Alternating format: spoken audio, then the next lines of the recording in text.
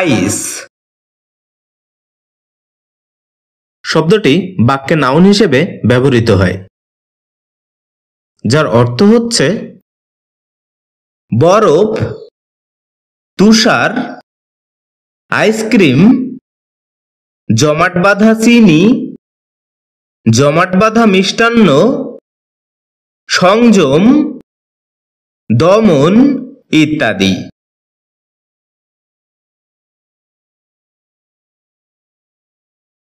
এছাড়াও এটি ভার্বের ট্রানজিটিভ ফর্মে ব্যবহার হয়ে থাকে, যার অর্থ হচ্ছে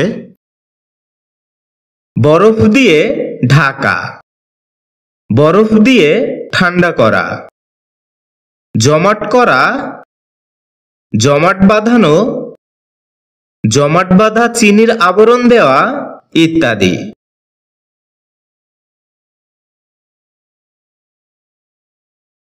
যার উল্লেখযোগ্য কিছু সিনোনিমস হচ্ছে snow, frost, ice cream, cool down, freeze, plaster, coagulate, congeal ইত্যাদি।